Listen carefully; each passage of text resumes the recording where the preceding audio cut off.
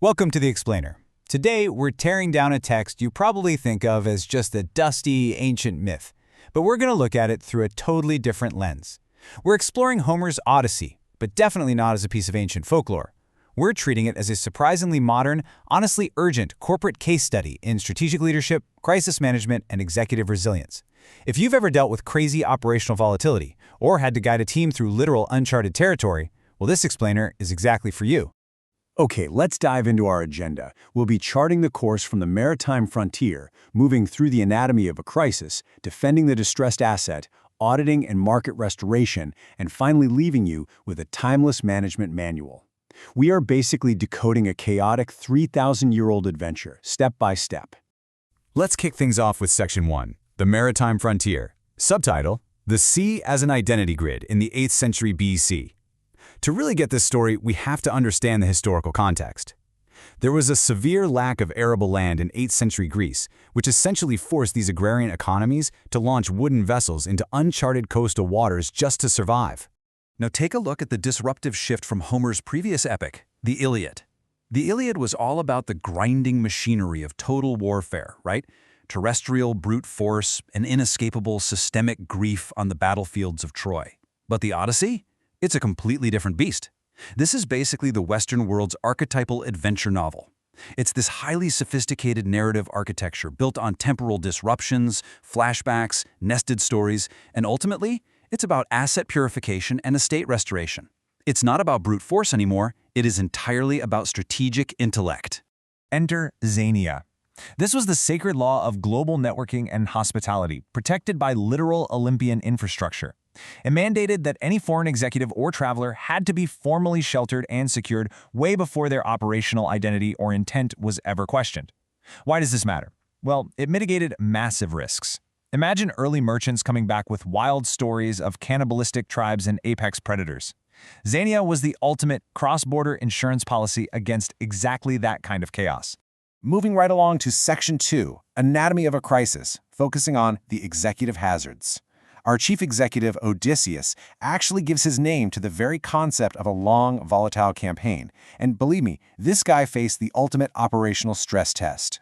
Let's map out this campaign timeline.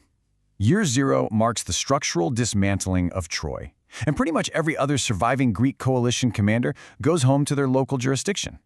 Except Odysseus. Why? Well, it all stems from a massive execution error rooted in, you guessed it, hubris. He blinded the Cyclops, Polyphemus, which triggered a major hostile intervention from Poseidon, the sovereign of the seas. So, for the next 10 years, Odysseus is navigating this volatile drift, helplessly watching his human resources get systematically eliminated. Then, from years 11 to 17, he's hit with an extended detainment by the nymph Calypso. His entire operational roadmap is completely derailed. And forget about simple mythic monsters. We're talking about literal systemic risks here. Think about how wild this is when you map it to the modern workplace.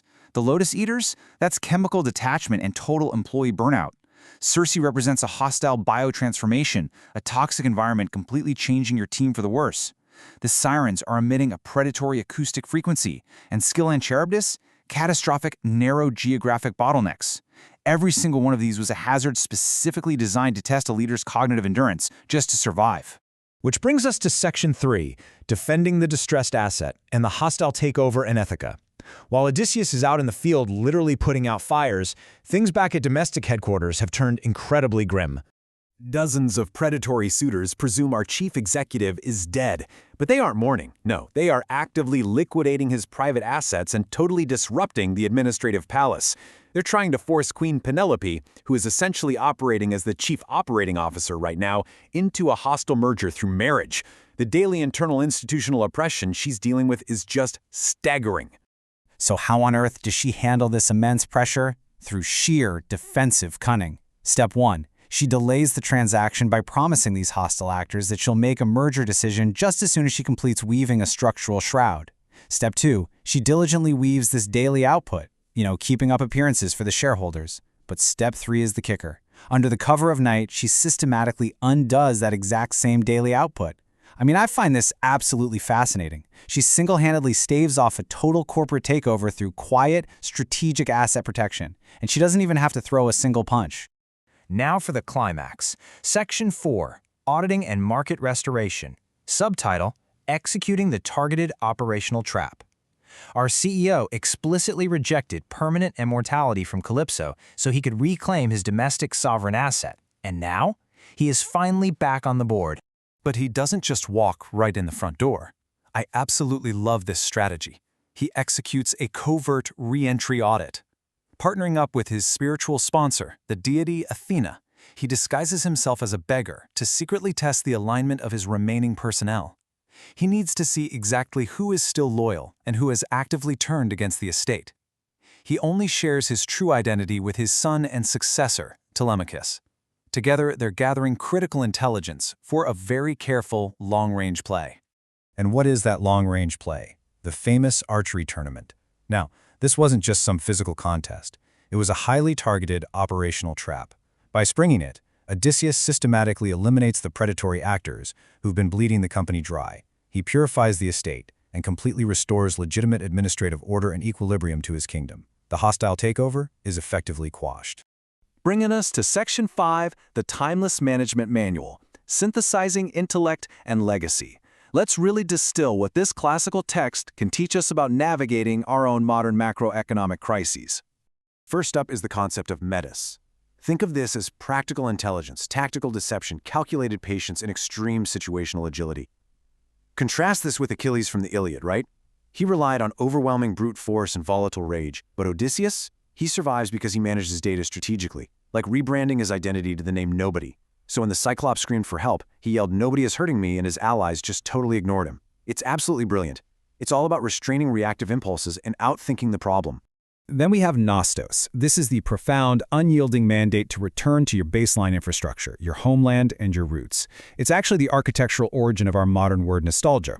This isn't just a journey across a map. This physical and mental ache to return to a secure operational home is the primary emotional engine driving the entire text.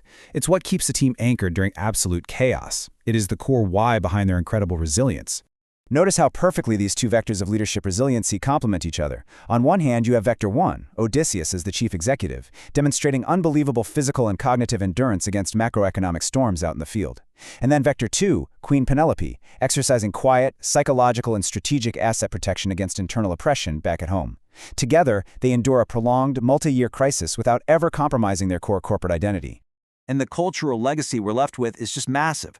From Gulliver's Travels to Star Trek, all the way to contemporary cinematic road movies, any narrative about a core team managing exotic operational threats in uncharted sectors derives directly from this 3,000-year-old structural layout.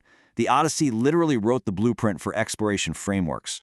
Which leaves us with this final thought. As you review this explainer and think about the hazards and operational bottlenecks you face in your own life, I want to leave you with a question. When facing prolonged macroeconomic or institutional crises, how do you utilize metis, that calculated agility and practical intelligence, to protect your core corporate identity? Homer wasn't just telling an entertaining story here. He was literally leaving us an elite management manual. It's up to us to actually execute it. Thanks so much for diving into this with me, and I'll catch you on the next explainer.